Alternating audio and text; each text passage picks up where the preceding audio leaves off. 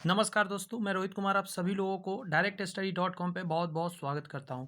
आज के क्लास में हम लोग चैप्टर नंबर 9th और 10th करने जा रहे हैं। जी हाँ, फिजिक्स का 2 लेसन हम लोग कंप्लीट करेंगे। जैसा कि आपको पता है, इससे पहले टोटल 8 चैप्टर हमने कंप्लीट करा के चैनल पे अपलोड कर दिया है।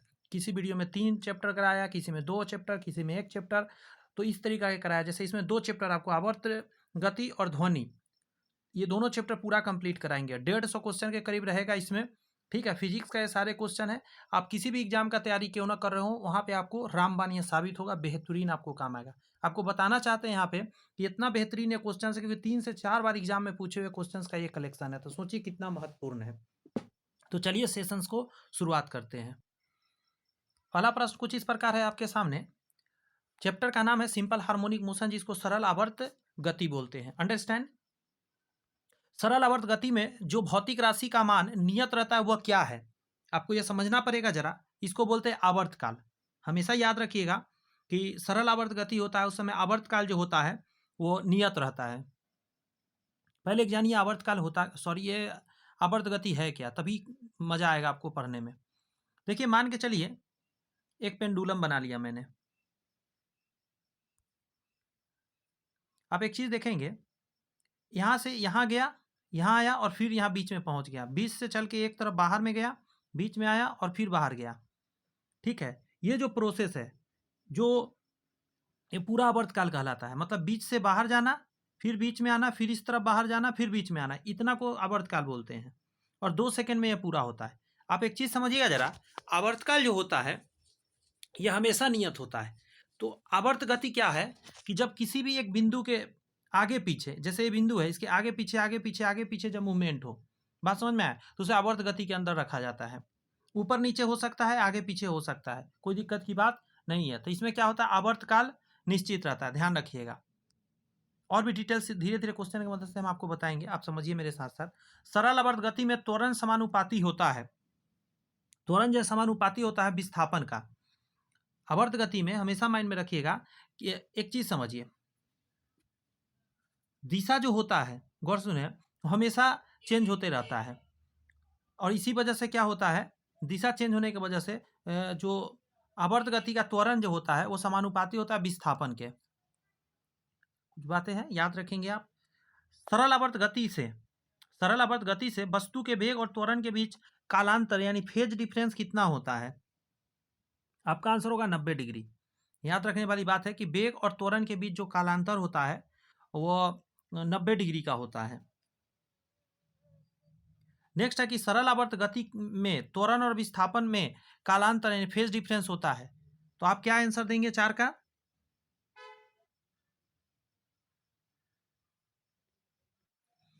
समझ गए होंगे। यहाँ पे वेग था, ध्यान रखिए, यहाँ वेग था, त्वरण था, तो 90 डिग्री मारेंगे।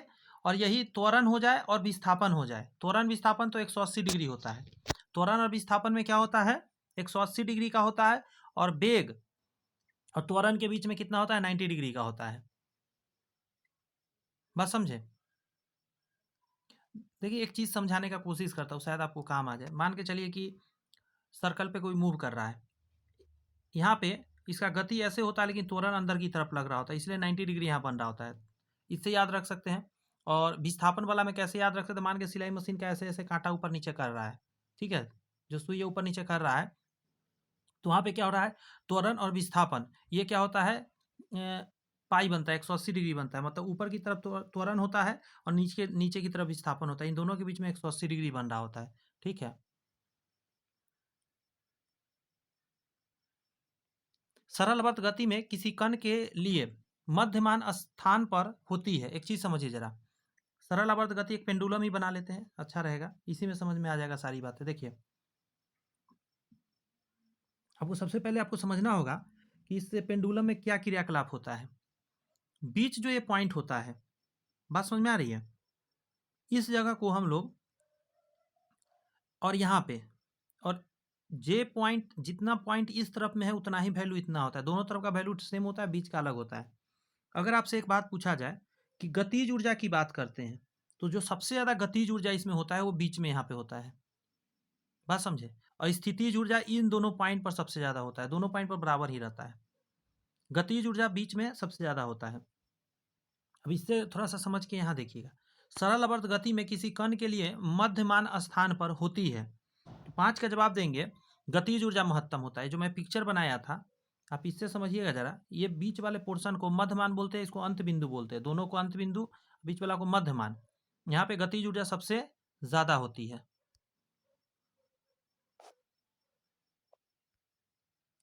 इनमें किसका त्वरण एक समान है?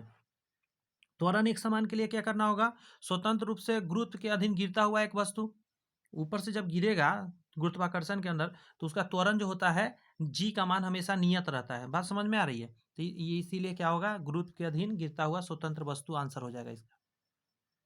नेक्स्ट क्वेश्चन आपके सामने ये रहा कि सरल आवर्त गति करते हुए एक कण के पथ की लंबाई 0.1 मीटर है और इसकी आवर्त काल 10 सेकेंड है। कण का महत्तम वेग पूछ रहा आपसे, क्या होगा? पहले इसके लिए एक फॉर्मूला जानना होगा। महत्तम वेग के लिए, वेग में ऐसे लिख देता हूँ, शॉर्ट में लिखेंगे तो अच्छा रहेगा। वेलोसिटी लिखेंगे, लेकिन मैक्सिमम वेलोसिटी के लिए क्या फॉर्मूला होता है? इसको बोलते हैं AW। बात समझे? ए फॉर आयाम होता है और गुना होता है कोणीय वेग। बात समझे? कोणीय वेग। अब इसी से निकाल सकते हैं, जैसे आप आयाम डालेंगे 0.1 हो जाएगा। देखिए यहाँ दिया हुआ था कितना, पथ की लंबाई जो होता है ना, देखिए यहाँ गौर से मेरी बात सुन लीजिए, मैं थोड़ा बना के दिखाता हूँ।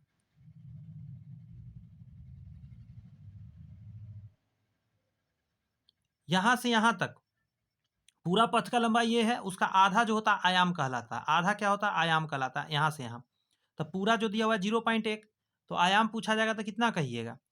अपने आप कहिएगा 0.1 था ना, हम इसको बटा में 2 कर देंगे तो आधा हो गया। तो ये आयाम आपने निकालिए। कोणीय वेग कैसे निकालिएगा? देखिए कोणीय वेग के लिए आपको क्या करना होगा, 2 पाई मतलब 180, 2 पाई टी होता है। टाइम कितना लिखेंगे? 10। अब इसको जब सॉल्व करिएगा तो आपका आंसर निकल के कितना आ जाएगा पता है? 2 से 2 तो कट गया, 1 पॉइंट और, मतलब 0.01 हो जाएगा। ऑप्शन नंबर बी हो जाएगा। एक से नहीं नहीं नहीं, ए नंबर ऑप्शन हो जाएगा। मैं क्लियर करके दिखा रहा हूँ, इसका ये आ जाएगा 0.01 पाई मीटर पर सेकेंड। ये का नहीं होना चाहिए। नेक्स्ट क्वेश्चन है कि सरल आवर्त गति करते हुए कण का 0.04 मीटर लंबे पथ पर महत्तम वेग जो है 0.16 मीटर पर सेकेंड है। कण द्वारा प्रति सेकेंड पूरा किया गया दोहन या दोलन होगा, दोहन नहीं, दोलन की संख्या कितनी है? तो निकाला जा सकता है इसको। बात समझ में आ रही है? आइए निकाल के दिखाते हैं आपको। सबसे पहले हम एक चीज जानते हैं, यहाँ आपको दे दिया है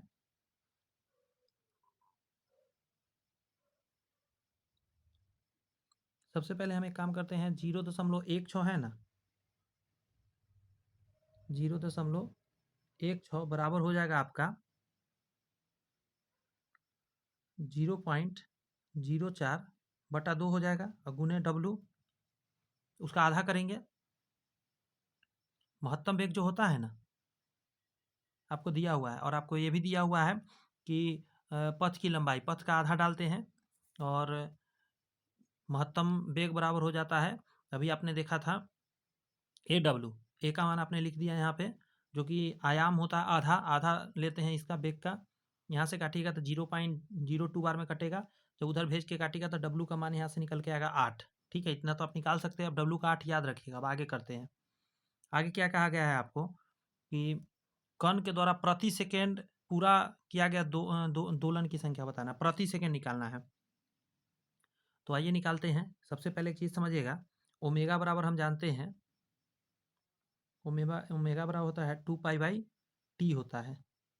तो यहाँ पे तो डाल दीजिएगा आप 8 बराबर 2 पाई, टाइम कितना है, और टाइम तो है नहीं पता हमको। अच्छा, एक चीज़ कर सकते हैं, एक दिमाग लगाते हैं, 1/t को हम n लिख देते हैं, क्योंकि हम जानते हैं आवर्तकाल के बराबर होता है 1/t। तो 1/t लिख देते हैं, 1/t के जगह पर क्या लिख देते हैं, हम लिख देते हैं n। दोलन का संख्या निकालना है ना, तो यहीं से निकल पाएगा। अब n का मान निकाल दीजिए, तो n बराबर क्या हो जाएगा, 8/2 पाई। काटिएगा तो कितना ऊपर आएगा, 4/पाई आंसर आ जाएगा आपका, 4/पाई। ऑप्शन दिखा रहे हैं, जरा देखिए। 4/पाई सी में है तो सी आंसर हो जाएगा। क्लियर है। वैसे न्यूमेरिकल्स के लिए मैं आपको बता रहा हूँ कि न्यूमेरिकल्स अलग एक वीडियो आएगा, उसमें बहुत सारे न्यूमेरिकल्स का सिलसिला रहेगा। जैसे ये सीरीज चल रहा है उसी तरह चैप्टर वाइज आपको न्यूमेरिकल्स हम देंगे, हर एक एग्जाम में वहाँ से टकरा जाएगा न्यूमेरिकल्स, तो आप उसके लिए निश्चिंत रहिए। अभी थोड़ा बहुत बता दे रहे हैं जो हल्का हल्का मतलब है, जो कम लिखना पड़ता है, जिसमें हल्का भारी नहीं, मतलब जो कम लिखना पड़ता है, भारी जो होता है उसमें ज़्यादा लिखना पड़ता है, स्क्रीन पर लिख नहीं पाते हैं ज़्यादा। किसी सरल लोलक का गोलक, सरल लोलक का गोलक पारे से भरा खोखला गोला है, आधे पारे को निकाल दिया जाए तो गोलक का आवर्तकाल क्या होगा। आप एक चीज़ जानिएगा, पहले एक फार्मूला जानिए। इस फार्मूला का नाम है टी बराबर 2 पाई, नीचे वाला में देखिएगा, सरल लोलक का आवर्तकाल होता है टी बराबर 2 pi root under L by G होता है। अब लंबाई पर डिपेंड है, लंबाई को बढ़ाइएगा, ध्यान रखिएगा, तो टाइम बढ़ जाएगा, आवर्तकाल बढ़ जाएगा। लंबाई छोटा कीजिएगा तो आवर्तकाल छोटा हो जाएगा। गोलक ये था, ये आधा भरा हुआ था, मतलब पूरा भरा हुआ, सॉरी पूरा भरा हुआ था नाक तक, वहाँ तक, तो इसका गुरुत्व केंद्र बीच में था। मैं थोड़ा बड़ा साइज बना दूँ, इतना ही से समझ जाइएगा। बीच में गुरुत्व केंद्र होता है, सेंटर ऑफ ग्रेविटी। लेकिन जब इसका निकाल दीजिएगा, इसमें के मटेरियल आपने निकाल दिया, क्या किया आपने, आधा निकाल दिया, तो गुरुत्व केंद्र इसका यहाँ नीचे आ जाएगा। पहले यहाँ पे था, नीचे आ गया, तो आपने लंबाई क्या कर दिया है, दिमाग लगाइएगा जरा, लंबाई आपने बढ़ गया, लंबाई बढ़ गया कि नहीं बढ़ गया, लंबाई बढ़ा, आपका काम क्या हो जाएगा, लंबाई बढ़ा तो आपका आवर्तकाल क्या हो जाएगा, बढ़ जाएगा। गुरुत्व, अच्छा मान के चलिए कोई लड़की इस पर झूला झूल रही थी और वो खड़ा हो गई, तो गुरुत्व सेंटर ऊपर से और ऊपर चला गया, तो उस समय घट जाएगा आवर्तकाल, वहाँ आंसर घट जाएगा, देना पड़ेगा। और ये तो सिंपल था, सरल लोलक का आवर्तकाल क्या होता है, तो टी बराबर 2 pi root under L by G होता है। जी ग्रेविटेशन को बताता है, एल लंबाई को बताता है, कितना लंबाई का ये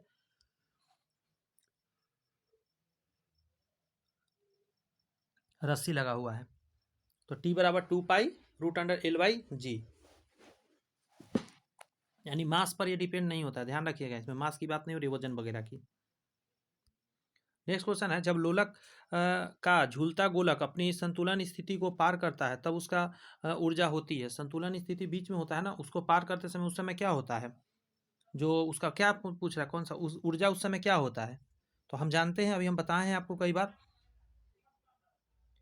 उस समय एकदम गतिज ऊर्जा ही होता है, पूर्णतः गतिज होता है, गतिज ऊर्जा पूरा मूवमेंट रहता है, सबसे ज़्यादा इसका गतिज ऊर्जा होता है, सबसे ज़्यादा ऊर्जा होता है, इसे कह सकते हैं। सरल गोलक का आवर्तकाल, सरल लोलक का आवर्तकाल बताइए जरा, ध्रुव से अधिक विषुवत रेखा पर होगा, ध्रुव से अधिक कहाँ होगा, विषुवत रेखा पर। सरल लोलक का आवर्तकाल जो होता है ध्रुव से अधिक विषुवत रेखा पर होता है, क्योंकि पृथ्वी का आप जानते होंगे शेप थोड़ा सा कुछ ऐसा टाइप का है, यहाँ पे चिपटा है और इधर फैला है, इसलिए इस पर जो होता है जी का मान अलग होता है। अब समझिए जरा, यहाँ जी का मान ज़्यादा है, यहाँ जी का मान कम है, बात समझे, ये चीज़ समझिए, गोला है, यहाँ ध्रुव है, यहाँ जी का मान छोटा जी मतलब कम होता है, मैं नीचे का मैं तीर कर दे रहा हूँ, और यहाँ जी का मान ज़्यादा होता है ऊपर की तरफ। फार्मूला आपने देखा, टी बराबर क्या होता है, 2 pi root under L by G, G कहाँ है, नीचे में है, जी का मान यदि आप बढ़ाएंगे तो आवर्तकाल कम जाएगा, और जी का मान कमाएंगे तो आवर्तकाल बढ़ जाएगा। बात समझ रहे, इधर बढ़ा तो इधर घटा, इधर घटा तो इधर बढ़ा। अब इसी चीज़ को समझ लीजिए जरा। अब आइए क्वेश्चन पर, मैं थोड़ा क्लीन कर रहा हूँ, आप क्वेश्चन पढ़िए, अब आप खुद जवाब दे लीजिए बिना मेरे कहे हुए। देखिए, सरल आवर्तकाल, तो यहाँ पे कर रहा है ध्रुव से अधिक विषुवत रेखा पर होगा, क्योंकि जी का मान ज़्यादा कहाँ पे है, ऊपर में है, तो जी का मान ऊपर ज़्यादा है, तो यहाँ पे आवर्तकाल कम होगा, यहाँ आवर्तकाल ज़्यादा होगा, तो ध्रुव से अधिक कहाँ आवर्तकाल होगा, विषुवत रेखा पर। क्लियर हो रही है, कॉन्सेप्ट क्लियर हो रही है। एक लकड़ी नहीं, लड़की होगा, एक लड़की झूले पर बैठी है, यदि वो खड़ी हो जाए तो आवर्तकाल क्या होगा, घट जाएगा। अभी आपको समझाया कॉन्सेप्ट, ग्रेविटी सेंटर किसी का नाभि पर होता है, तो लड़की का नाभि के पास था, लड़की जब खड़ी हो गई, बैठी थी तो नीचे नीचे उसका नाभि था, खड़ी हुई तो ऊपर चला गया, यानी ग्रेविटी सेंटर ऊपर गया तो छोटा हो गया जो उसका लेंथ है। तो फार्मूला हम जानते ही हैं, टी बराबर 2 pi root under L by G. अब ये ऊपर चला गया, एल का मान छोटा हुआ था, इसीलिए हाथी भी छोटा हो गया, घट जाएगा आवर्तकाल। यहाँ पे है आपका कि किसी स्थान पर लोलक घड़ी सेकेंड बजाती है, मतलब सेकेंडीय लोलक बोलते हैं इसको, तो 2 सेकेंड इसका होता है टोटल टाइम। यदि इसे इस स्थान से दूसरे स्थान पर जी का मान पहले स्थान से 1/6 भाग ले जाया जाए तो आवर्तकाल क्या होगा। आप ऐसा जगह पर ले जा रहे हैं सेकेंडरी लोलक का, जहाँ 1/6 हो जाएगा आपका जी का मान, तो क्या चेंजिंग आएगा उसको पूछ रहा है। तो देखिए, इसको निकालने के लिए को फार्मूला देते हैं, आप उससे निकालिएगा। फार्मूला जी सुनिएगा, फार्मूला है G1 T1 का स्क्वायर बराबर G2 T2 का स्क्वायर। वैल्यू डाल के आराम से निकाल दीजिए। यहाँ पे क्या है, पहले तो एक चीज़ आपको जानना पड़ेगा कि टाइम की बात कर रहा है। टाइम कितना होता है, तो जो सेकेंडरी लोलक होता है वो 2 सेकेंड का होता है, लेकिन 2 सेकेंड का होता है, तो आप उसको बनाइए तो G1 गुने 4 हो जाएगा, यहाँ 2 का स्क्वायर, और यहाँ पे 1/6 G1 हो जाएगा, 1/6 G1, और गुने यहाँ टाइम टी स्क्वायर रहने दीजिए। ठीक है, अब देखिए 1 मिनट, क्या मैंने लिख दिया जी, कुछ गलती लिखा क्या? हाँ, कुछ गलती लिख दिया, रुक जाइए। 1/6, बात समझ में आ रही है? 1/6 यहाँ हो जाएगा आपका G1 और गुने T2 का स्क्वायर। अब जैसे ही काटा काटी मचाइएगा तो जी से जी कट जाएगा। बात समझ में आ रही है? यहाँ 4 है, 6 चौका 24 हो जाएगा। यहाँ पे क्या आ जाएगा, 24 इधर आ जाएगा, 6 उधर 4 से गुना होगा, और टी का यहाँ स्क्वायर हटेगा, रूट चलेगा, तो 24 का रूट निकालिए तो कितना आएगा, 6 चौका 24 होता है, तो 2√6 आंसर हो जाएगा, सी आंसर हो जाएगा आपका। क्लियर हुआ बात? नेक्स्ट क्वेश्चन नीचे देखिए, 1 मीटर लंबाई वाले एक सेकेंडरी लोलक को पृथ्वी से चंद्रमा पर ले जाया जाता है। यदि चंद्रमा की सतह पर गुरुत्वीय त्वरण पृथ्वी के सतह से गुरुत्वीय त्वरण का कितना है, 1/6 हो, तो चंद्रमा की सतह पर सेकेंडरी लोलक की लंबाई क्या होगी? बात समझ में आ रही है? सॉरी, कुछ गलत क्लिक हो गया, 1 मिनट। तो क्या हो जाएगा, 1/6 हो जाएगा, जितना यहाँ पे त्वरण हो रहा है उतना ही हो जाएगा, 1/6 m हो जाएगा। नेक्स्ट है कि सरल आवर्त गति में चलते हुए एक कण का आयाम 0.07 मीटर है तथा आवर्तकाल 2.5 सेकेंड है, इसका महत्तम वेग होगा। कैसे निकालिएगा 16 का? v बराबर हम लोग अभी देखे थे AW, वैल्यू डालना शुरू करते 0.07 और गुना 2π/t होगा, तो 2 गुने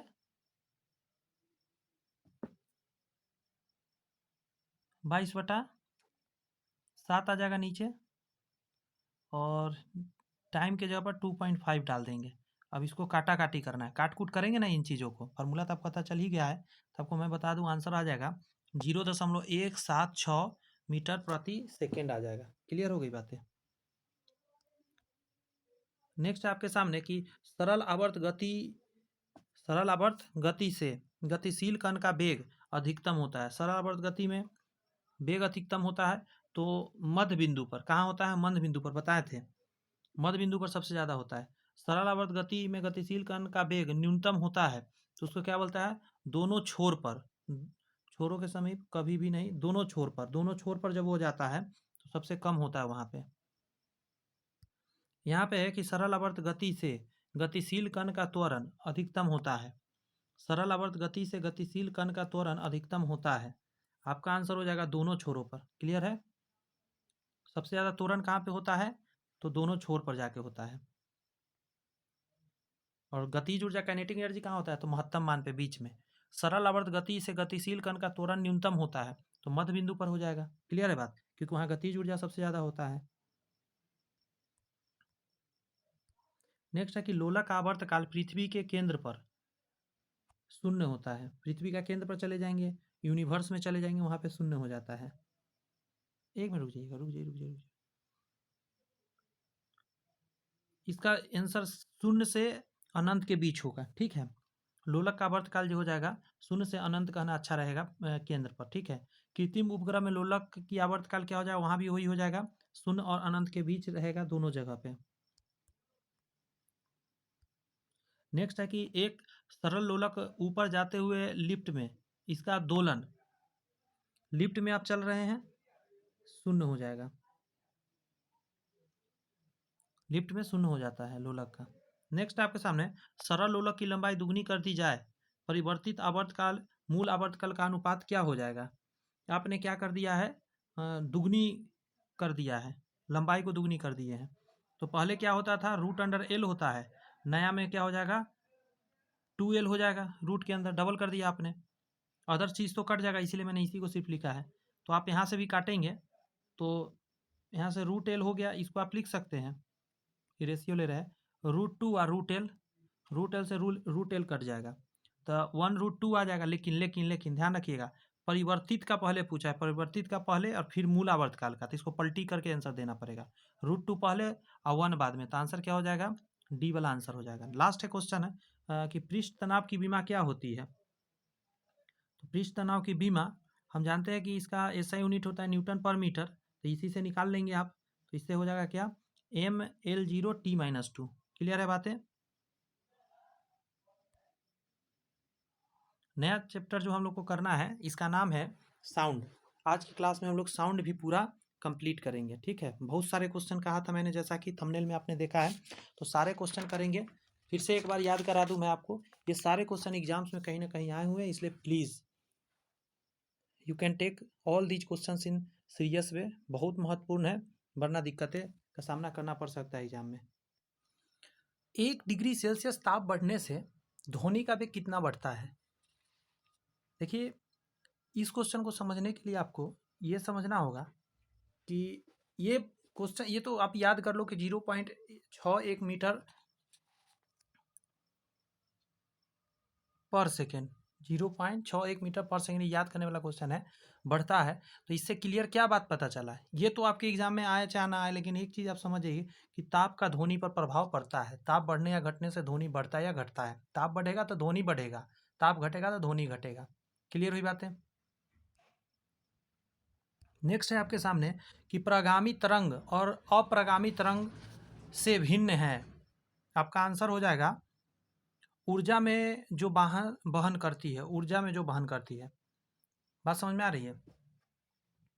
पहले एक चीज़ समझ लीजिए, यहाँ पे शायद आप ना जान रहे हो कि ये तरंग किसकी बात हो रही है। तो प्रगामी तरंग होता है, स्ट्रेट लाइन में चल रहा है तरंग, उसको प्रगामी तरंग बोलते हैं। अप्रगामी तरंग क्या होता है, एक इधर से तरंग आया और एक इधर से तरंग आया, दोनों आके एक जगह रुक गया और आगे पीछे करने लगा, यह अप्रगामी होता है। तो ये जो होता है एक तरह से क्या है, ऊर्जा के रूप में वहन करता है। कह रहा है कि हवा में ध्वनि तरंग की तीव्रता, हवा में ध्वनि तरंग की तीव्रता आवृत्ति के वर्ग के अनुक्रमानुपाती होता है। याद रखना है कि हवा में ध्वनि तरंग की तीव्रता क्या होता है, आवृत्ति के वर्ग के अनुक्रमानुपाती होता है। आवृत्ति को हम लोग हर्ट्ज से नापते हैं। 1 सेकेंड में जितना दोलन होता है ना, उसी को हम लोग आवृत्ति बोलते हैं, फ्रीक्वेंसी। और ये इसके आवृत्ति के वर्ग के अनुक्रमानुपाती कौन होता है, ध्वनि तरंग की तीव्रता। याद रहेगा, रटना है, इन चीज़ों को याद करना है, एक भी क्वेश्चन नहीं मिस होना चाहिए। ध्वनि तरंग तथा प्रकाश तरंग में एक प्रमुख समानता है। ध्वनि तरंग और प्रकाश तरंग में एक प्रमुख समानता कौन सी है? तो दोनों व्यतिकरण उत्पन्न करती है। व्यतिकरण क्या होता है, इधर से प्रकाश आया और इधर से प्रकाश आया और बीच में यहाँ मिक्सअप हो गया। बात समझ में आ रही है? जैसे इधर से साउंड आया, इधर से साउंड आया, आप यहाँ पे है, आपको सुनाई ही नहीं दे रहा, दोनों मिक्सअप हो गया। ऐसा हो गया कि आपको सुनाई देना बंद हो जाए, उसको व्यतिकरण बोलते हैं। तो ये दोनों, ध्वनि और प्रकाश दोनों तरंग में होती है। क्लियर हो रही है बातें? नेक्स्ट है कि जब ध्वनि तरंग का संचरण होता है तो संचरण होता है ऊर्जा, ध्वनि तरंग एक तरह का ऊर्जा ही तो है। 4:1 वायुमंडलीय दाब पर वायु में ध्वनि के चाल का अनुपात क्या होगा? 1:1 होगा, क्योंकि आपको एक बात पता होना चाहिए कि दाब का कोई प्रभाव नहीं पड़ता है। ताप का प्रभाव पड़ता है लेकिन दाब का प्रभाव नहीं पड़ता, ये बात आपको पता होनी चाहिए, इसीलिए 1:1 ही रहेगा। नेक्स्ट है आवृत्ति और आवर्तकाल का गुणनफल 1 होता है। आवृत्ति और आवर्तकाल का जो n बराबर होता है 1/λ। ठीक है, इसको इधर भेजिए तो n लेमडा हो जाएगा बराबर 1 हो जाएगा ना। तो ये हो गया आवृत्ति और ये हो गया आवर्तकाल, तो ये दोनों कितना बन गया, 1 बन गया। याद हो रही है बातें? किसी एकांक क्षेत्रफल से 1 सेकेंड में गुजरने वाली ध्वनि ऊर्जा को क्या कहते हैं? क्या जवाब मिलेगा? ध्वनि की तीव्रता बोलते हैं किसी एक क्षेत्रफल से। एकांक क्षेत्रफल मतलब 1 centimetre square, sorry 1 metre square कर रहा है। एकांक क्षेत्रफल से 1 सेकेंड में गुजरने वाली ध्वनि ऊर्जा को ही हम लोग ध्वनि की तीव्रता बोलते हैं।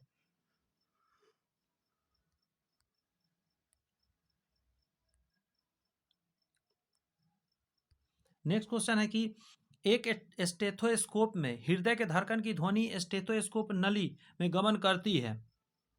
नली में बारंबार परावर्तन होता है। ऐसा नली होता है, यहाँ पे ऐसे स्टेथोस्कोप में लगा रहता है जो किसी के हार्ट पे लगाया जाता है, और यहाँ कान में ऐसे करके सुनने वाला लगा हुआ रहता है। यहाँ पे क्या होता है कि इसमें बारंबार परावर्तन होकर कान तक पहुँचता है। क्लियर हो रही है बातें? याद हो रही है ना? मेन याद होनी चाहिए। मानव कान का वह भाग जो एक द्रव से भरा रहता है। तो कान को जब आप देखेंगे, ये बाह्य कान हुआ, एक पाइप लगा रहता है और इस जगह पे पर्दा लगा रहता है। ठीक है, पर्दा के बाद एक ऐसे और एक ऐसे, ऐसा कुछ शेप है। ये आंतरिक कान होता है, इसी को बोलते हैं कोलिया, कोलाई बोलते हैं या कोलिया, कर्णावत बोलते हैं। इसी में रहता है लिक्विड भरा हुआ। मैकस, इनकस, स्टेपिस, 3 तरह का हड्डी आपने सुना होगा। मैलियस, स्टेपिस करके होता है ना, 3 हड्डी, यही 3 हड्डी अंदर में होता है। ठीक है, और ये पर्दा होता है और ये नली होता है जिससे आवाज जाता है, ये बाह्य कारण होता है। ध्वनि है बल का एक रूप, ऊर्जा का एक रूप। ध्वनि एक तरह का ऊर्जा है। अनुदैर्घ्य तरंग की रचना होती है। देखिए, सबसे पहले आपको एक चीज समझना होगा। 2 तरंग मैं यहाँ समझाता हूँ।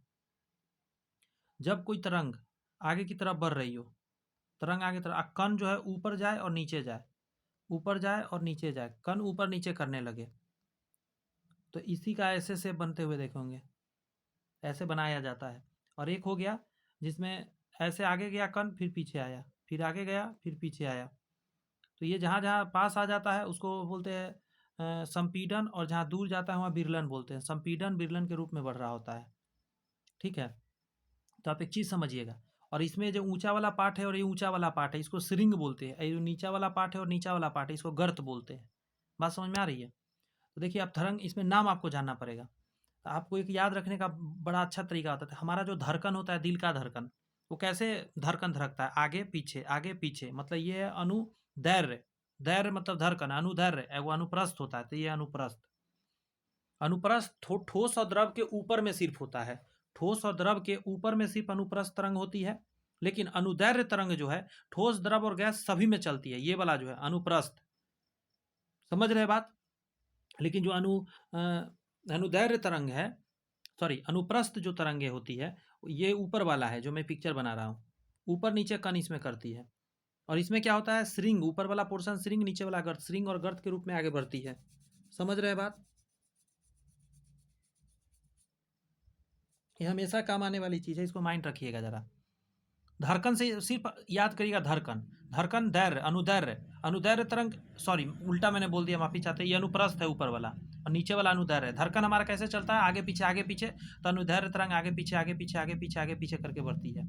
इसमें संपीडन विरलन होता है, जहाँ पास हो जाती है कण वहाँ संपीडन, और जब दूर होता है विरलन। तो अनुदैर्घ्य तरंग ये है, आगे पीछे वाला। तो इसका आंसर ए हो जाएगा 12 का। कैसे चलेगा ये? आगे पीछे करके संपीडन और विरलन के रूप में चलेगा। क्लियर हो रही है बातें? यहाँ पे करा अनुप्रस्थ तरंग, तो अनुप्रस्थ तरंग ऐसे वाला चलता है, तो श्रिंग और गर्त के रूप में चलता है। बी हो जाएगा आंसर। ऐसा ट्रिक है, सब दिन याद रहने वाला है। 2 क्रमागत संपीडन और 2 क्रमागत विरलनों के बीच की दूरी को तरंग दैर्घ्य बोलते हैं। एक तरंग दैर्घ्य कहलाता है। बात समझ में आ रही है? और उसी तरह यहाँ पे कहा जा रहा है कि 2 क्रमागत श्रिंग और गर्तों के बीच की दूरी को क्या बोलते हैं? 2 क्रमागत श्रिंग और गर्त के बीच की दूरी को, तो ये भी तरंग दैर्घ्य होता है, एक तरंग दैर्घ्य कहलाता है। संपीडन विरलन वाला भी एक तरंग दैर्घ्य होता है, ये भी एक तरंग दैर्घ्य होता है।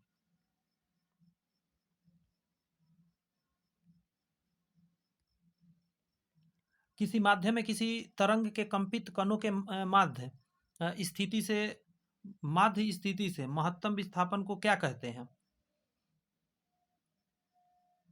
देखिए, महत्तम विस्थापन की बात कर रहा है, तो इसको हम लोग बोलेंगे तरंग का आयाम बोलते हैं। इसका मतलब क्या है? मान के चलिए ऐसे करके तरंग आगे की तरफ जा रही है, और ये जो है ऐसे कण बढ़ रहा है, मतलब कण हाईएस्ट यहाँ तक पहुंचा, तो यहाँ से यहाँ तक ये आयाम कहलाता है। बात समझे? मतलब उसका जो क्या बोला है, देखिए गौर से सुनिए। किसी माध्यम में किसी तरंग के कंपित कणों के मध्य स्थिति मतलब जो बीच में, जैसे यहाँ कण तो बीच में ही रहता है, लेकिन ऊपर कहाँ तक गया, इतना ऊंचाई तक गया, तो ये हो गया आयाम। बात समझे? तो इसका आंसर क्या दीजिएगा, तरंग का आयाम आंसर हो जाएगा। नेक्स्ट है अनुदैर्ध्य तरंग कहाँ उत्पन्न हो सकता है। तो अभी मैंने बताया धड़कन वाला जो है सीधा आगे पीछे आगे पीछे आगे पीछे करके जब चलना हो ना, तो याद रखिएगा ये हम सभी में चलेगा, ठोस द्रव और गैस सभी में। लेकिन अनुप्रस्थ के लिए प्रॉब्लम है, अनुप्रस्थ जो होता है कुछ ऐसे चलता है, ऐसे, तो ये लहर पानी के ऊपर बन पाता है, पानी के अंदर ये लहर ऐसा नहीं बनेगा, ये जो लहर आप देख रहे हैं ऐसे बनता है पानी के ऊपर, तो यानी द्रव के तो ऊपर सरफेस पर, और क्या बोलता है सॉलिड के भी ऊपर सरफेस पर ही चलता है, सॉलिड में, और क्या बोला जाए द्रव में होता है।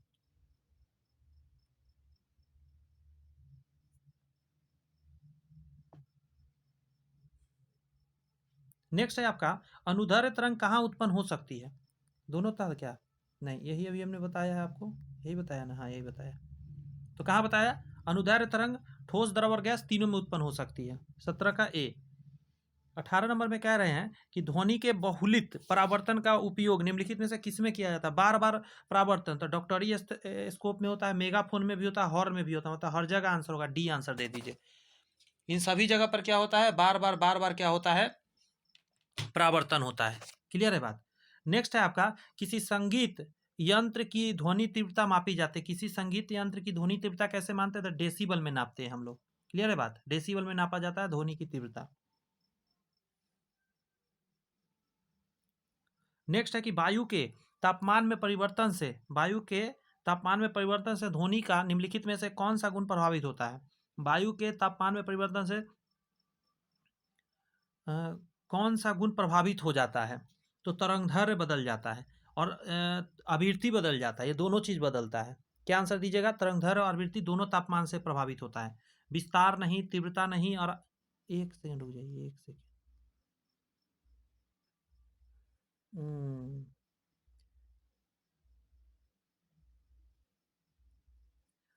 समझाता हूँ जरा।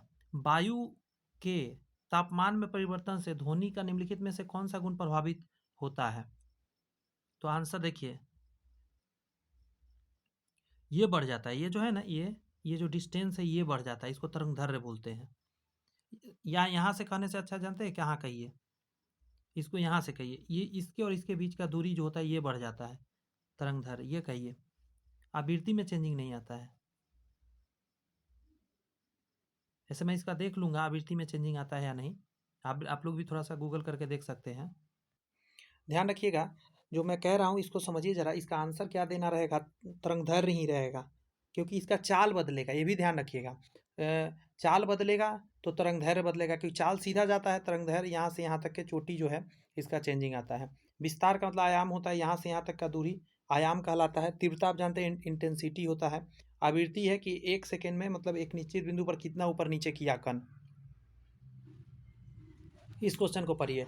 मेघ गर्जना सुनने पर व्यक्ति अपना मुंह खोलता है जिससे डर को दूर कर सके, दोनों कानों के कर्ण पटल पर वायु के दाब को बराबर करने के लिए, हाँ, ताकि वो बैलेंस में रहे। अगर वो वायु दाब बैलेंस नहीं कर पाया तो याद रखिए वो गिर जाएगा, जिस तरफ ज़्यादा साउंड देगा उस तरफ गिर जाएगा, वो झुकाव हो जाएगा उस व्यक्ति का, इसीलिए मुंह खोलता है। निमग्न वस्तुओं का पता लगाने के लिए प्रयुक्त किए जाने वाले उपकरण का नाम है सोनार। इसका मतलब है आप देखते होंगे समुद्र के पानी के अंदर में कोई वस्तु है, सोनार पराबैंगनी किरण भेजता है, ध्वनि सॉरी, पराबैंगनी किरण नहीं, श्रव्य तरंग भेजती है और ऊपर में वही आती है टकरा के, तो वो वस्तु कहाँ है पता चल जाता है, सोनार बोलते हैं इसको। नेक्स्ट है मनुष्य के लिए मानक ध्वनि स्तर कितना है, तो 45 है, 45 डेसिबल है, नहीं है तो आप आंसर टिक कर दीजिए क्या, 60 डेसिबल। नेक्स्ट है कि एकॉस्टिक विज्ञान है, तो ये ध्वनि से संबंधित है।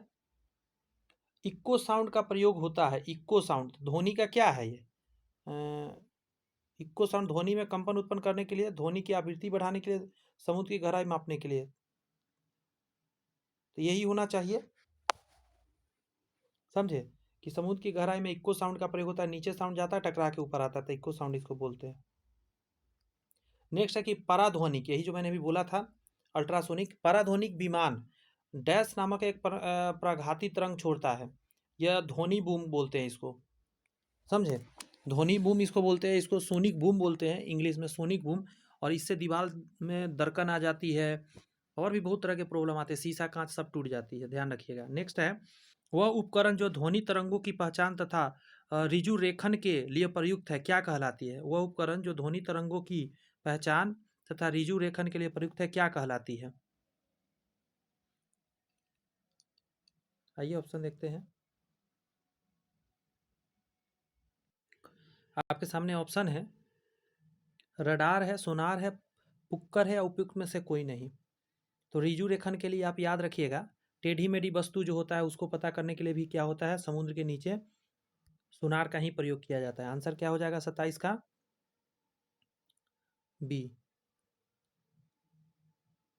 नेक्स्ट है कि ध्वनि तरंगे नहीं चल सकती है, तो निर्वात में नहीं चल सकती, द्रव में चल सकती है, ठोस में चल सकती है, गैस में, लेकिन निर्वात में नहीं चल सकती, इसको माध्यम चाहिए होगा। इस प्रश्न में आपको कहा जा रहा है, यदि VA, VW और VS क्रमशः वायु, जल एवं इस्पात में ध्वनि का वेग होता है, अलग अलग है, वायु है तो देखिए सबसे ज़्यादा इस्पात में होगा तो इसका नाम क्या है, VS। उसके बाद जल में होगा, जल का है VW। तो मैं ऐसे नंबरिंग दे देता हूँ, सबसे अच्छा रहेगा। देखिए ये 1 नंबर में यहाँ, 2 नंबर ये रहेगा, 3 नंबर ये रहेगा। अब सजा लीजिए इससे। पहला नंबर में कह रहा है, यही हो जाएगा पहला नंबर कि 3 नंबर से ज़्यादा 2 नंबर, 2 नंबर से ज़्यादा 1 नंबर में, यानी इस्पात में ज़्यादा तेज होगा, जल में उसके बाद वायु में होगा। नेक्स्ट है कौन सी तरंगे शून्य में संचरित नहीं कर सकती है, तो ध्वनि शून्य में यानी निर्वात में संचरित नहीं हो सकती। प्रकाश भी निर्वात में जाती है, ऊष्मा भी, और इलेक्ट्रोमैग्नेटिक तरंग भी जा सकती है उसमें। नेक्स्ट है एक जैव पद्धति जिसमें प्राश्रव्य ध्वनि का उपयोग किया जाता है, उसको हम लोग सोनोग्राफी बोलते हैं, जानते हैं। अल्ट्रासाउंड जो बोला जाता है, अल्ट्रासाउंड क्या है, यही है सोनोग्राफी, अल्ट्रासाउंड का ही एक नाम है। नेक्स्ट है लगभग, क्या है, लगभग 20 डिग्री सेल्सियस के तापमान पर किस माध्यम में ध्वनि की गति अधिकतम होती है, कितना, 20 डिग्री तापमान पर किसी माध्यम में ध्वनि की गति सबसे ज़्यादा होगा, तो लोहा में होगा, क्योंकि हार्डेस्ट है लोहा इन सभी ऑप्शन में। नेक्स्ट है कि एक जेट वायुयान 2 मैक के वेग से हवा में उड़ रहा है। देखिए 1 मैक बराबर होता है ध्वनि की चाल 332 मीटर प्रति सेकेंड।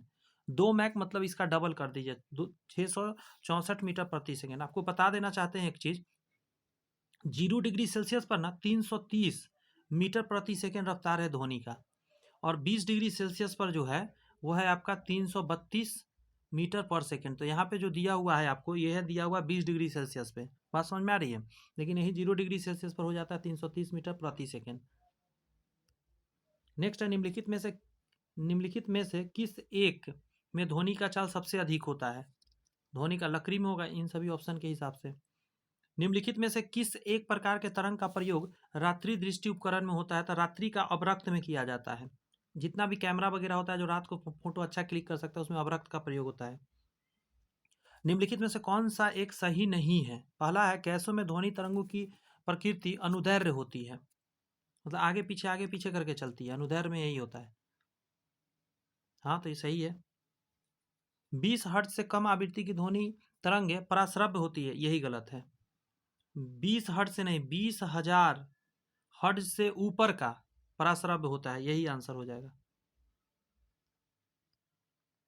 ये तो सही था, ये गलत है, यही आंसर हो गया। आगे पढ़िए। उच्चतर आयाम वाले ध्वनि तरंगे अपेक्षाकृत प्रबल होती है। जी हाँ, आयाम जिसका उच्चतर होता है वो प्रबल हो जाती है, जितना आयाम ज़्यादा उतना प्रबल होती है। उच्च श्रव्य आवृत्ति वाली ध्वनि तरंगे तीक्ष्ण होती है, जो ज़्यादा तगड़ा आपको सुनाई देती है वो तीक्ष्ण होती है, वो उसका क्या होता है, आवृत्ति। उच्च श्रव्य आवृत्ति वाले ध्वनि तरंगे तीक्ष्ण होती, मतलब बहुत पतला होती है, से कहने का मतलब है। ये भी बात सही है। यहाँ है कि निम्नलिखित कथनों में से कौन सा कथन सही है। ध्वनि का वेग माध्यम की प्रकृति पर निर्भर नहीं करता है, करता है, ये तो सही है। गैसों में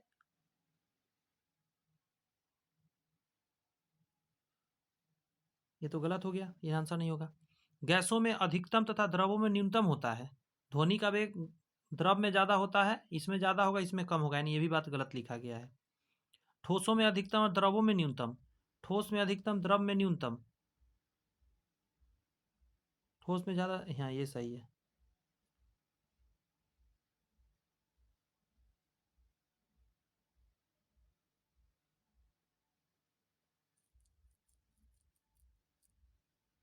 ठोसों में अधिकतम और द्रवों में न्यूनतम, नहीं, ये भी गलत है। ऑप्शन के हिसाब से ये सही है, लेकिन नीचे वाला जब ऑप्शन पढ़ेंगे तो फिर ये सही मानना पड़ेगा, क्योंकि ठोसों में अधिकतम और गैसों में सबसे कम। फिर द्रव से भी कम जाएगा ना गैस में, इसीलिए ऑप्शन डी ज़्यादा बढ़िया जाएगा। इसलिए अच्छे से पढ़ना होगा एग्जाम में। ये क्वेश्चन कह रहा है कि आर्द्र वायु में ध्वनि का वेग शुष्क वायु की तुलना में अधिक होता है। तो आर्द्र वायु में, देखिए एक चीज़ समझा देता हूँ, बड़ी शब्द नहीं याद रहेगा। देखिए पहले समझिए, एक नॉर्मल वायु है यहाँ पे और एक आर्द्र वायु है। आर्द्र का मतलब वो जल वाष्प आ गया, यहाँ पे जल वाष्प आ गया ज़्यादा मात्रा में, ठीक है। और यहाँ पे CO2 गैस है, मेथेन है, यहाँ पे बहुत सारे गैसेज है, ऑक्सीजन है, ये आपको एक बात बताऊँ, जल वाष्प जो होता है वो ऑक्सीजन से ज़्यादा हल्का है, घनत्व इसका कम है, इसीलिए जो नॉर्मल हवा था उसका घनत्व ज़्यादा था। हियर इज द ज़्यादा घनत्व, बट यहाँ पे घनत्व कम है। लेकिन जल वाष्प जैसे ही वातावरण में आता है तो क्या हो जाता है, घनत्व कम जाता है। तो शुष्क वायु की तुलना में घनत्व अधिक होता है। नहीं, घनत्व कम होता है, शुष्क वायु की तुलना में घनत्व कम होता है, बी आंसर जाएगा, घनत्व कम जाता है। बात समझ में आ रही है कुछ बात? और घनत्व कमेगा तो आपको पता होना चाहिए कि रफ्तार में क्या फर्क पड़ेगा, बताइए मेरे को। घनत्व ज़्यादा रहेगा तो ज़्यादा तेज चलेगा, घनत्व कम गया तो स्लो हो जाता है। नेक्स्ट है कि पास आती हुई रेलगाड़ी की सीटी की आवृत्ति या तीक्ष्णता बढ़ती जाती है, ऐसा किस घटना के कारण होता है? इसको डॉपलर प्रभाव बोलते हैं, ये याद रखना है आपको। डॉपलर प्रभाव संबंधित है ध्वनि से, ये ध्यान रखना है। नेक्स्ट क्वेश्चन है कि किसी ध्वनि स्रोत की आवृत्ति में होने वाले उतार चढ़ाव को क्या कहते हैं? इसी को डॉपलर प्रभाव बोलते हैं। आवृत्ति का उतार चढ़ाव, ज़्यादा सुनाई देना, कम सुनाई देना, उसको डॉपलर प्रभाव के नाम से हम लोग जानते हैं। नेक्स्ट है कि जब हम कमरे के अंदर बैठे रहते हैं तो यद्यपि हम बराबर के कमरे में बातचीत करने वाले व्यक्ति को देखते तो नहीं है, परंतु उसकी आवाज़ सुन लेते हैं। इसका कारण ध्वनि का क्या है? इसको बोलते हैं हम लोग विवर्तन। देखिए परावर्तन कहाँ होता है, इक्को के लिए परावर्तन कहना अच्छा रहेगा। विवर्तन मतलब कई बार टकराना, उधर दीवार पे टकराया, वो उधर जाके टकराया, उधर टकराया, उससे टकरा के जब बार बार आता है हमारे कानों तक, उसको विवर्तन बोलते हैं। और अब परावर्तन क्या होता है, जैसे रूम में बैठे, सामने दीवार है, आपने बोला, वहां से टकरा कर आपको ध्वनि मिल गया, तो इसको विवर्तन बोलते हैं, सॉरी परावर्तन बोलते हैं। और व्यतिकरण तो बताया था कि इधर से ध्वनि आया और इधर से ध्वनि आया, बीच में कंफ्यूज हो गया, आपको सुनाई ही नहीं कुछ दे पा रहा है, तो इसको बोलते हैं हम लोग क्या, इसी को हम लोग बोलते हैं व्यतिकरण। और अपवर्तन तो जानते हैं, ये प्रकाश में होता है, एक माध्यम से दूसरे माध्यम में जाता है तो उसका अपना रफ्तार, डायरेक्शन जो होता है चेंज करता है। आगे बढ़े क्या? ये प्रश्न है आपका कि समुद्र में स्थान स्थान पर ऊंचे प्रकाश घर, लाइट हाउस बनाए जाते हैं, जहां से बड़े बड़े सायरन बजाकर जहाज़ों को संकेत भेजे जाते हैं। कभी कभी जहाज नीरव क्षेत्र यानी साइलेंस जोन में पहुंच जाते हैं, जहां सायरन की ध्वनि सुनाई नहीं देती है। ये नीरव क्षेत्र ध्वनि तरंगों के किस गुण के कारण होता है? तो इसी को व्यतिकरण बोलते हैं, समझे। वहां आपस में टकराव करा के ऐसा साउंड हो गया कि अब सुनाई ही नहीं जा पा रहा है क्लियर। जब किसी स्थान पर दो लाउड स्पीकर साथ साथ बजते हैं तो किसी स्थान विशेष पर बैठे श्रोता को उसकी ध्वनि नहीं सुनाई देती है, वो व्यतिकरण के कारण ऐसा हो रहा होता है। दोनों मिक्स हो गया ऐसा कि सुनाई ही नहीं दे रहा है। रेडियो का समस्वरण स्टेशन उदाहरण है, इसको अनुनाद बोलते हैं, बात समझे। रेडियो का समस्वरण स्टेशन को हम लोग अनुनाद बोलते हैं। थोड़ा सा इसको, अनुनाद का होता है क्या बोलते हैं इसको, रिजोनेंस बोलते हैं, ठीक है, रिजोनेंस अनुनाद को इंग्लिश में, थोड़ा सा याद रखिएगा इसको। नेक्स्ट है कि जब हम जल के नीचे सुराही भरने के लिए रखते हैं तो जैसे जैसे सुराही भरती जाती है वैसे वैसे हमें विशेष प्रकार की ध्वनि सुनाई देती है, यही तो अनुनाद है, यही अनुनाद है, ये देसी एग्जाम्पल हुआ।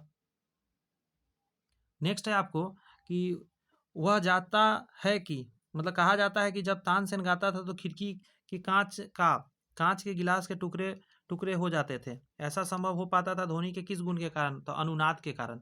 अनुनाद गुण के कारण ऐसा हो रहा था कि वो सारा कुछ टूट फूट हो रहा था। नेक्स्ट प्रश्न है हमारे सामने कि हम रेडियो की घुंडी घुमाकर विभिन्न स्टेशनों के कार्यक्रम सुनते हैं, यह संभव हो पाता है?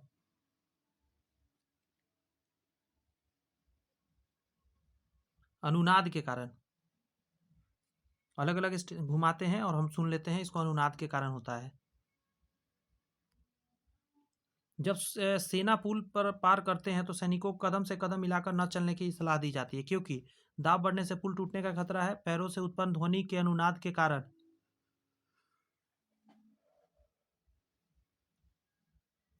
यही होगा, ठीक है। पैरों से क्या उत्पन्न होगा? अनुनाद। अनुनाद के कारण क्या हो जाएगा आपका? पुल टूटने का खतरा बना रहेगा। अनुनाद एक हैवी एनर्जी लेकर ध्वनि मूव करता है उस समय।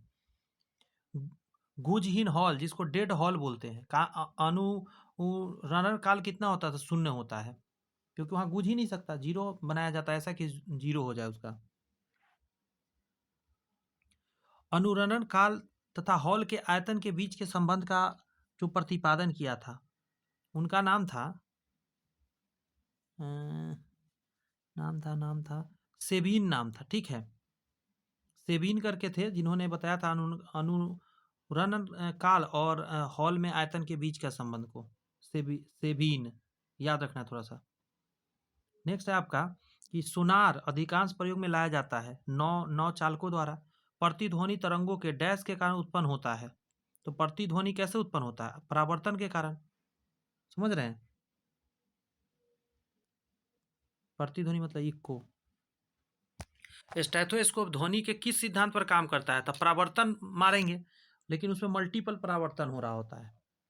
एक व्यक्ति को अपनी प्रतिध्वनि सुनने के लिए परावर्तक तल से कितनी दूर खड़ा होना होगा? तो इसको बोलते हैं 56 फीट या 17 मीटर। कितना होता है? 17 मीटर आई थिंक होता है। 56 फीट 17 मीटर के करीब शायद। थोड़ा देर में देखेंगे, एक क्वेश्चन है आगे। एक मिनट रुकिए, एक सेकंड रुकिए। कितना होता है?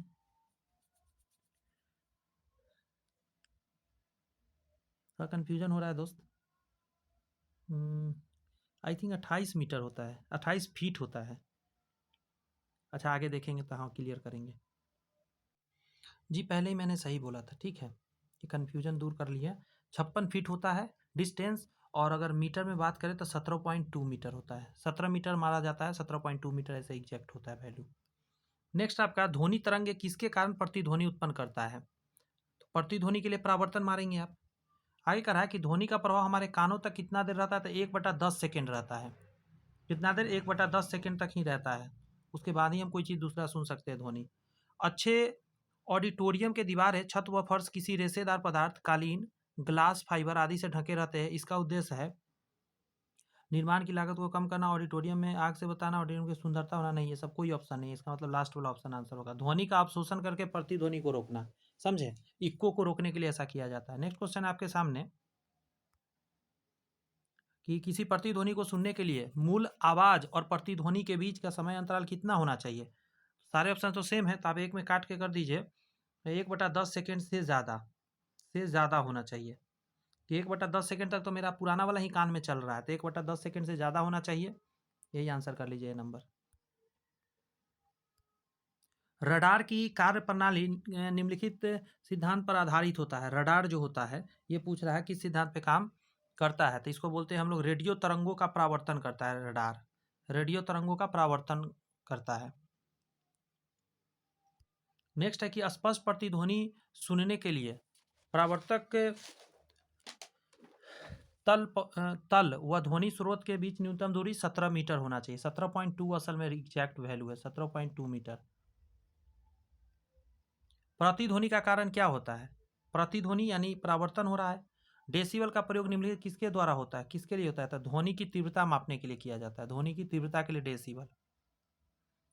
चिल्लाते समय व्यक्ति अपने हथेली को मुंह के समीप रखता है ताकि उस स्थिति में ध्वनि ऊर्जा सिर्फ एक दिशा में इंगित हो सके, यही हो जाएगा। एक ही दिशा में भेजने के लिए ना हाथ आगे रख के हम लोग बोलते हैं ताकि आराम से साउंड तेजी में आगे निकले। कौन सी प्रक्रिया प्रकाश और ध्वनि दोनों घटना में हो सकती है? तो इसको बोलते हैं ध्रुवन। ध्रुवन दोनों में नहीं होता है। विवर्तन हो सकता है, परावर्तन हो सकता है, अपवर्तन, ये दोनों में हो सकता है, लेकिन ध्रुवन नहीं होता है। याद रहेगा।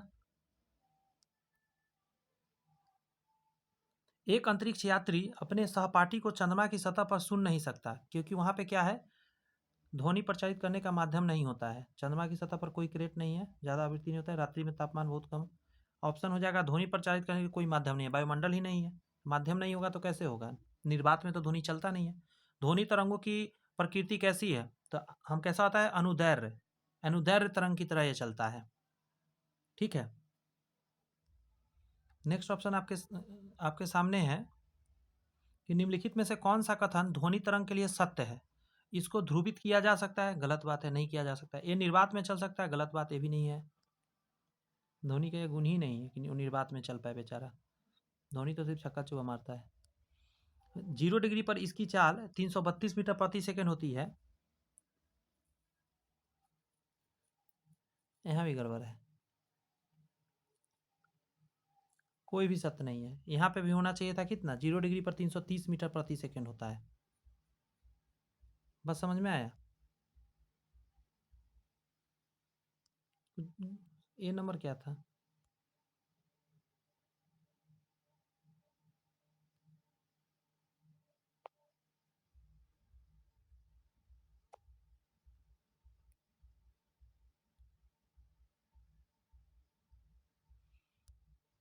यहाँ भी गड़बड़ है पता है, लेकिन मार दीजिए सही, क्योंकि 2 मीटर से नहीं लेन देन करेंगे। वैसे मैंने जो बताया उसको याद रखना है। 330 होता है 0 डिग्री पर, 20 डिग्री पर 332 होता है, समझे? वैसे कोई नहीं, इसी को मारना पड़ेगा, गलत तो हम सबको नहीं कह सकते, हमको कोई तो कोई आंसर देना होगा, यही दे देते हैं। नेक्स्ट है, अपसरब तरंगों की आवृत्ति होती है। अपसरब है तो 20 हर्ट्ज से कम, 20 हर्ट्ज से कम अपसरब है। और परासरब कहाँ हो जाएगा? 20,000 हर्ट्ज से अधिक। और हम लोग जो सुनेंगे वो ये वाला है, 20 हर्ट्ज से ऑडिबल है ये, 20,000 हर्ट्ज तक हम लोग सुन पाते हैं। पराश्रव्य तरंगे वे ध्वनि तरंगे है जिसकी आवृत्ति, पराश्रव्य तरंगे वे ध्वनि तरंगे है जिसकी आवृत्ति पराश्रव्य है ना, तो 20 हर्ट्ज से ज़्यादा होगा। इसी को हम कह सकते हैं 20 किलो हर्ट्ज से अधिक। पराश्रव्य तरंगे मनुष्य द्वारा नहीं सुनी जा सकती, हम लोग नहीं सुन सकते। पराश्रव्य तरंगों को सबसे पहले किसने सीटी बजाकर उत्पन्न किया था? गाल्टन ने। गाल्टन ने क्या किया था? गाल के प्रेशर से सीटी बजा के उत्पन्न किया था।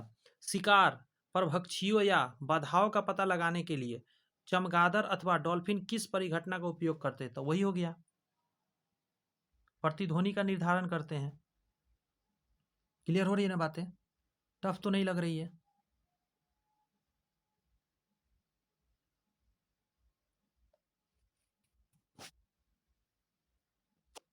शिकार, पक्षियों या बाधाओं को पता लगाने के लिए चमगादड़ अथवा डॉल्फिन किस परिघटना का उपयोग करते हैं? तो प्रतिध्वनि का निर्धारण, यही होगा, डी ही आंसर होगा।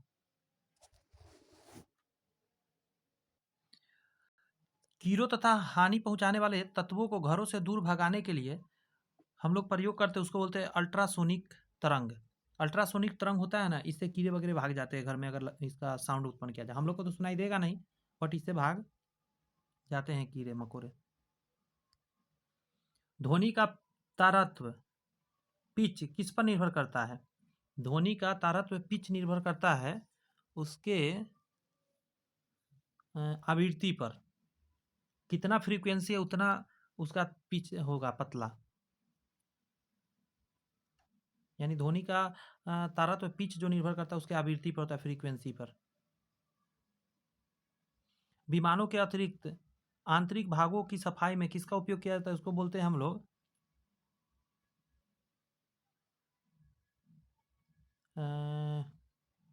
उसमें प्रयोग करते हैं हम लोग। क्लियर हो गई बातें? ध्वनि का तारत्व आवृत्ति पर निर्भर करता है। नेक्स्ट, विमानों का आंतरिक भागों की सफाई का उपयोग हम लोग क्या करते हैं? इसको बोलते हैं पराश्रव्य तरंगों के द्वारा विमानों के सफाई किया जाता है। क्लियर है बातें? 77 का जवाब दे जरा। 76 जो था इसका आंसर था ऑप्शन नंबर ए। बताइए, कह रहा है कि 20 हर्ट्ज से 20,000 हर्ट्ज बारंबारता की ध्वनि निम्नलिखित में से क्या है? तो इसको हम लोग सुन पाते हैं, बात समझ आए? तो इसका आंसर डी देना सही रहेगा। क्लियर हो गई बात है? हम लोग सुन पाते ये वो है। तरंग का वेग भी आवृत्ति एन तथा तरंगधर लेमडा से संबंध दिया जाता है। तो इसका आंसर होता है, हम लोग जानते हैं v बराबर एन लेमडा होता है, v बराबर एन लेमडा होता है, यानी तरंग का वेग बराबर होता है आवृत्ति गुना तरंगधर। क्लियर हो रही है बातें?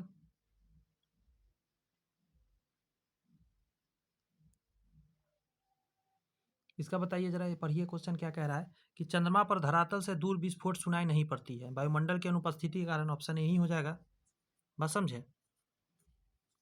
क्योंकि वहां पे क्या है, वायुमंडल अनुपस्थित है, यही रीजन हो रहा है।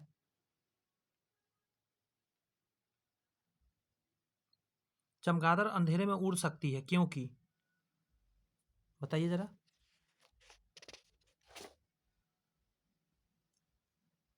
पढ़े आपने ऑप्शन? कह रहा है कि अंधेरे में उसे साफ दिखाई देता नहीं, उसकी आंख का प्यूपिल बहुत बड़ा होता है, नहीं, वे अति तीव्र ध्वनि तरंगे पैदा करता है, इसका नियंत्रण करता है। यही आंसर हो जाएगा, सी नंबर। नेक्स्ट है कि पराध्वनिक विमान उड़ते हैं ध्वनि की चाल से अधिक चाल से, ध्वनि की चाल से ज्यादा चाल से चलता है तो उसको बोलते हैं पराध्वनिक विमान। रेलगाड़ी के इंजन से निकला भाप पहले दिखाई देता है परंतु सीटी बाद में सुनाई पड़ती है। और सोल्यूशन कह रहा है प्रकाश तरंगों की चाल की तुलना में ध्वनि तरंग की चाल बहुत कम है, प्रकाश की चाल से ध्वनि का कम है, ये सही बात है। और पहला तो सही हो गया यही वजह से कि पहले आपको दिखाई देता है बाद में सुनाई देता है। वायु में ध्वनि का वेग, वायु में ध्वनि ताप के बढ़ने से घटता है, ताप के बढ़ने से बढ़ता है, ताप के घटने से घटता है, ताप के बढ़ने से घटता है, ताप के बढ़ने, ये होगा ताप के बढ़ने से बढ़ जाएगा।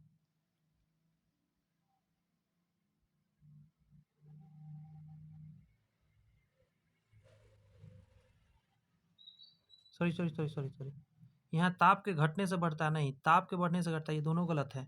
ये हो जाएगा ताप के घटने से घट जाता है, डी हो जाएगा, और ताप के बढ़ने से बढ़ भी जाता है। नेक्स्ट निम्नलिखित में कौन सा एक कथन सही नहीं है, निगेटिव पर ध्यान देना है। तापमान के बढ़ने से वायु में ध्वनि का वेग बढ़ता है, तो ये तो सही है। वायु में ध्वनि का वेग दाब पर निर्भर नहीं करता है, ये भी बात सही है, दाब पर कोई फर्क नहीं पड़ता। आर्द्रता के बढ़ने पर वायु में ध्वनि का वेग कम हो जाता है, ये भी सही है। आर्द्रता बढ़ेगा ध्वनि का वेग स्लो हो जाएगा क्योंकि घनत्व कम जाता है। आयाम तथा आवृत्ति के परिवर्तन से वायु में ध्वनि वेग प्रभावित नहीं होता है।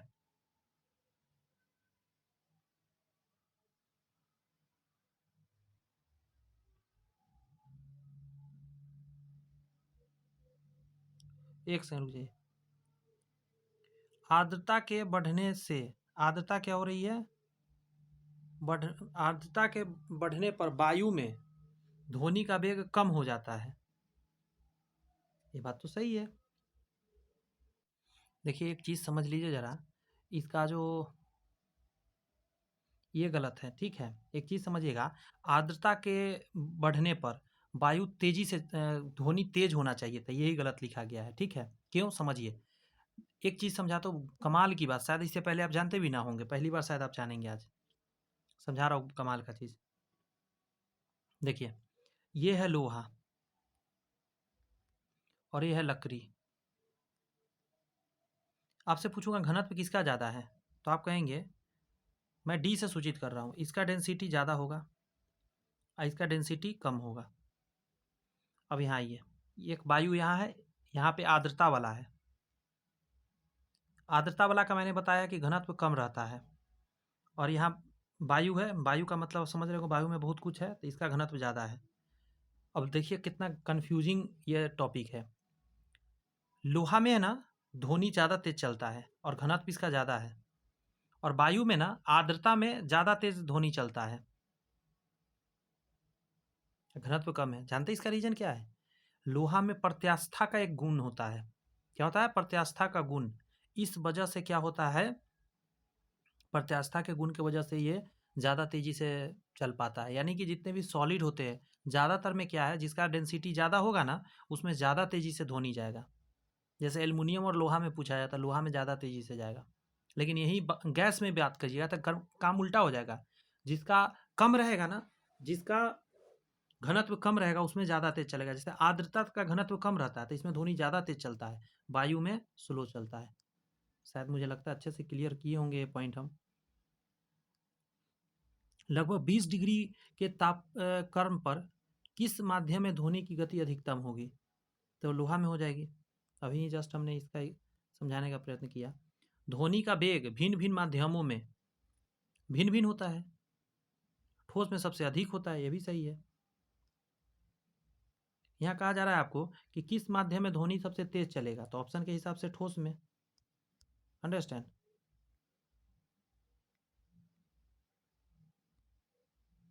यहाँ प्रश्न है आपका कि वायु में ध्वनि का वेग लगभग कितना है, तो 330, 332, 330 के करीब रहता है, यही हो जाएगा।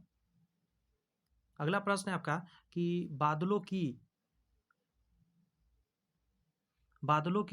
बिजली होगा, बिजली नहीं, बिजली की चमक काफी समय बाद बादल के गर्जन सुनाई देते हैं, तो समझ गए होंगे। बादल ध्वनि, एक मिनट, गर्जन बाद में प्रकाश निर्वात में चल सकता है परंतु ध्वनि नहीं। प्रकाश की चाल ध्वनि की चाल से बहुत अधिक है, यही हो जाएगा। प्रकाश का चाल बहुत ज्यादा है ध्वनि से, इसीलिए। जिस द्रव्यों में से ध्वनि सबसे तेज यात्रा करता है, वायु, जल, स्टील, स्टील हो जाएगा।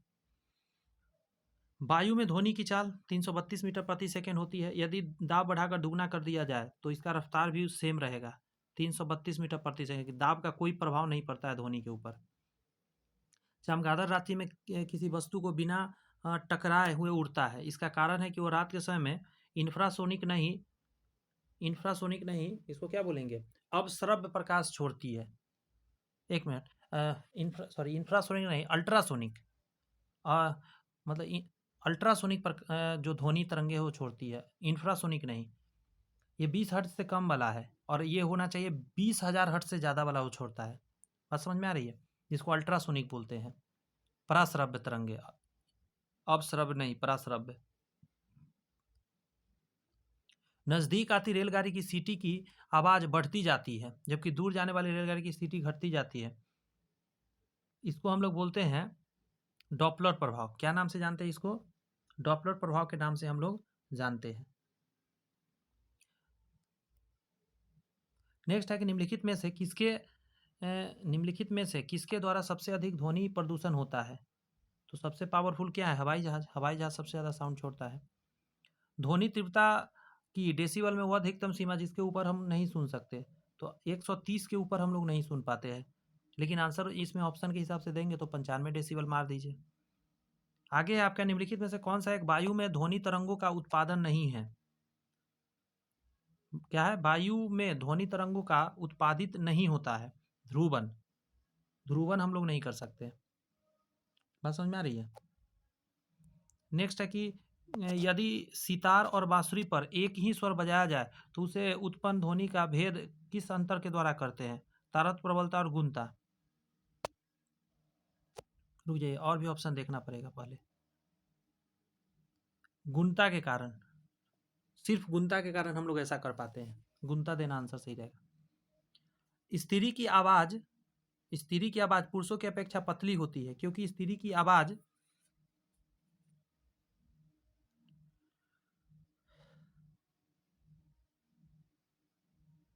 उसका आवृत्ति ज़्यादा होता है, स्त्री का आवृत्ति ज़्यादा होता है, इसी वजह से। एक युवक पुरुष की आवाज़ की तुलना में छोटे बच्चों की आवाज़ अधिक प्रिय क्यों लगती है? बच्चों की आवाज़ का तारतम्य पुरुष की आवाज़ के तारतम्य की तुलना में कम होता है। नेक्स्ट है, बच्चे की आवाज़ का तारतम्य पुरुष की आवाज़ के तारतम्य से अधिक होता है, यही होगा। तारतम्य ज़्यादा होता है, फ्रीक्वेंसी ज़्यादा होता है, इसी वजह से।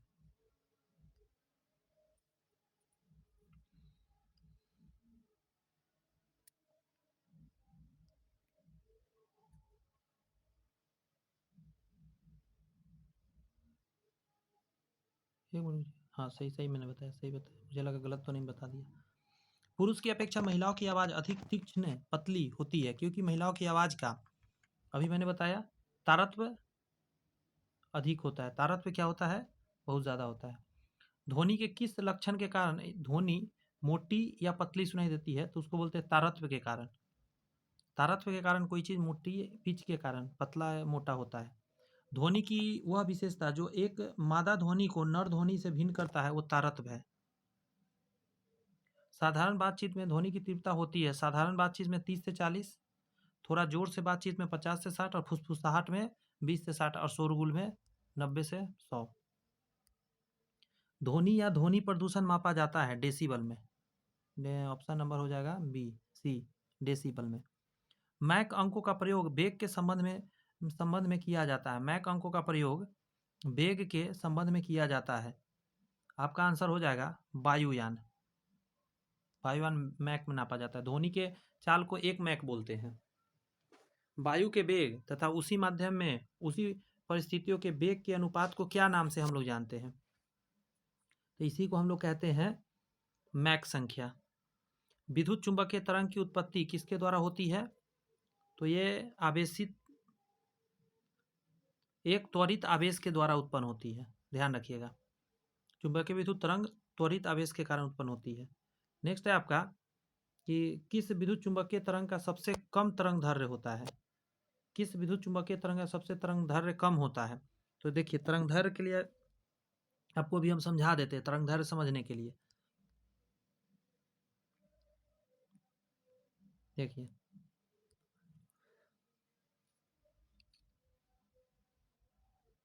इसका ट्रिक है गारी एक्स यू भी इन माई रेंज। देखिए, सबसे पहला का नाम है गामा किरण, गामा रे, फिर एक्स रे, अल्ट्रावायलेट, विजिबल, उसके बाद इंफ्रासोनिक, उसके बाद होता है माइक्रो, उसके बाद रेडियो वेव्स। इतने वेव्स हो गए, सारे वेव्स आपके सामने मैंने लिख दिया। अब आप इससे सीक्वेंस बैठा सकते हैं। एक बात याद रखिए, गामा के पास फ्रीक्वेंसी सबसे ज़्यादा है और तरंग दैर्घ्य सबसे कम है इसका। सबसे ज़्यादा तरंग दैर्घ्य इसका है। बात समझ में आ रही है? एनर्जी सबसे ज़्यादा गामा के पास है। क्लियर हो रही है बात? तो ध्यान रखिएगा, मैंने जैसा कहा कि इसका तरंग दैर्घ्य सबसे ज़्यादा होता है, एनर्जी सबसे ज़्यादा इसके पास होता है, फ्रीक्वेंसी इधर ज़्यादा होता है। तो हमारा जो प्रश्न था, आइए प्रश्न को फिर से एक बार ले चलते हैं प्रश्न के ऊपर। प्रश्न हमारा कह रहा था कि किस विद्युत, गौर से सुनिएगा जरा, किस विद्युत चुंबकीय तरंग का सबसे कम तरंग दैर्घ्य होगा? तो गामा यदि ऑप्शन में होगा तो गामा ही आंसर हो जाएगा हमारा। तो गामा है, तो इसका तरंग दैर्घ्य सबसे कम होगा। विद्युत चुंबकीय तरंग होता है, देखिए विद्युत चुंबकीय तरंग है तो ये कैसा हो जाएगा? देखिए, हमने बताया कि अनुदैर्घ्य, धड़कन कैसे आगे पीछे चलता है, तो अनुदैर्घ्य है ध्वनि वाला, तो ये क्या हो जाएगा? अनुप्रस्थ हो जाएगा। ठीक है, इसमें कौन अवरक्त का तरंग दैर्घ्य है? तो अवरक्त का तरंग दैर्घ्य आपको याद रखना पड़ेगा, 110 का जवाब हो जाएगा, 10 के पावर -7 सेंटीमीटर होता है। क्लियर है? अगर एक्सरे और गामा रे तथा परावैंगनी का आवृत्ति ए, बी और सी हो तो, जैसा कि अभी हम बताए आपको, गारी एक्स यू भी इन माई रेंज। अब पकड़ लीजिए क्या पूछ रहा है? आवृत्ति, तो आवृत्ति सबसे ज़्यादा इधर है। अब इससे पकड़ सकते हैं आप, एक तो गामा की बात किया है, एक एक्स की बात किया है, एक ठो परावैंगनी किया है, अल्ट्रावायलेट, यही 3 का बात किया है। तो अब सजाइए ना जरा, ABCD लिख देता हूँ इसके नीचे में। ये हो गया ए, ये हो गया बी, नहीं, हाँ ठीक है, इसका एक्स का नाम है ए, इसका ए है, इसका बी है और इसका सी है। तो पहला ऑप्शन को देखिए और देखिए मिला के सही है या गलत। ज़्यादा पावरफुल बी है ए से, तो हाँ लगा हुआ है टिक। जिधर मुंह घुमा रहता है उधर ज़्यादा पावरफुल होता है, ध्यान रखिएगा, और फ्रीक्वेंसी ज़्यादा है। और सी में देखा जाए तो बी का ज़्यादा है ना, बी की तरफ मुंह घुमा हुआ, पहला ही आंसर हो जाएगा आपका। और आज की क्लास का लास्ट प्रश्न कर लेते हैं कि विद्युत चुंबकीय तरंग का संचरण विद्युत क्षेत्र के लंबवत, चुंबकीय क्षेत्र के लंबवत, दोनों लंबवत, इनमें से कोई नहीं। तो 112 का जवाब हो जाएगा, दोनों लंबवत होता है एक दूसरे के। मतलब चुंबकीय क्षेत्र के लंबवत भी होता है, चुंबकीय क्षेत्र के विद्युत क्षेत्र के लंबवत भी होता है, चुंबकीय क्षेत्र के भी लंबवत होता है तरंग। तो यहाँ पे पूरा आपका कंप्लीट हुआ। इतना सारा क्वेश्चन आपके सामने मैंने करा दिया, ठीक है। एक फाइल करप्ट कर चुका है, वरना अभी और क्वेश्चन मैं कराने वाला था, कोई नहीं। नेक्स्ट क्लास बहुत ही बेहतरीन आने वाला है। आपको बता दें कि मात्र एक चैप्टर ही रहेगा इस क्लास में जो आगे आने वाला है, इसलिए चैनल सब्सक्राइब करके बेल आइकन जरूर प्रेस कर लीजिए, क्योंकि बहुत सारे क्वेश्चन मैं इसमें आपको कराऊंगा। मैं आपको बता दूं अभी कितने क्वेश्चन हैं। एक मात्र ये चैप्टर इतना एग्जाम में महत्वपूर्ण है, 200 प्लस क्वेश्चन मैं लेकर आऊंगा। चैनल सब्सक्राइब करके बेल आइकन प्रेस कर लीजिए। कुछ भी अच्छा लगा है कमेंट्स में जरूर मुझे बताइए। All the best, bye bye, thank you.